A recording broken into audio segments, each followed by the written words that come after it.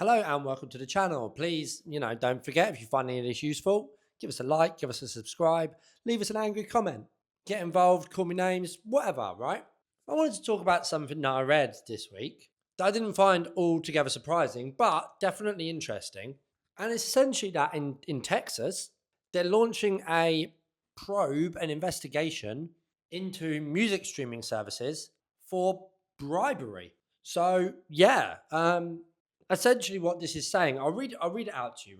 The probe, the investigation, and I'm quoting from Music Ally here, by the way, I should credit them. The probe will focus on alleged payola schemes in which they, streaming services, Spotify, Apple Music, and so on, accept bribes to artificially promote certain songs, artists, or content, including record labels or artists paying to be included in certain editorial or algorithmic playlists and song suggestions. So that is, in plain English, streaming services are being investigated for taking money for putting songs on their playlists. And it also should be made clear as well, Spotify gets a lot of slack.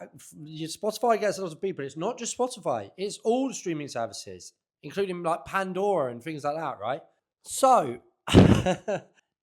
you'll probably find this quite disheartening if you're an independent artist or an independent record label, because we all know, really, we all know this happens, don't we? We all knew that people take a little bung here and there.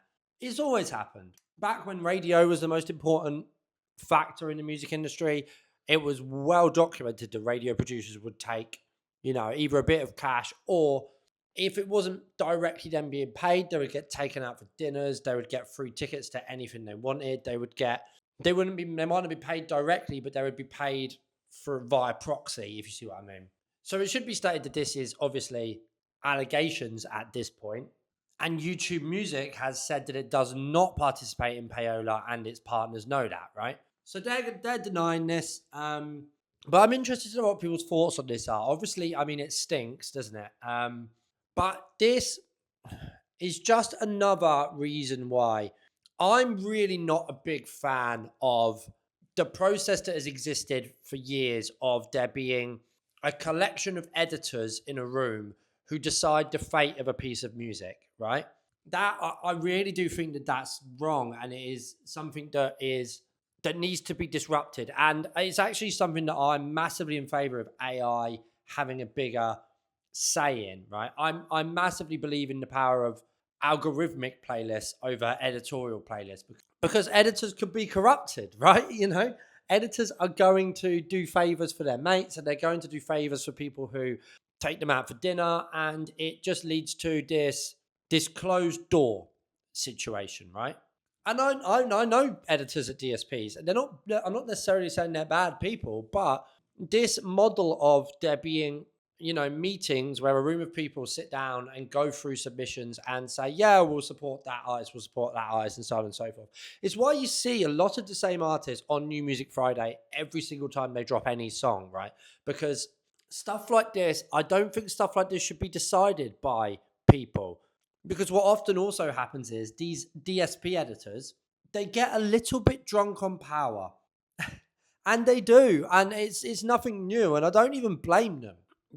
Once they're in that position of being, a head of dance at Spotify, or a head of, R&B, or like they decide what songs get playlisted, and they decide what song has a shelf life and what doesn't. They ultimately become quite powerful people, and then they ultimately become open to stuff like this happening, right?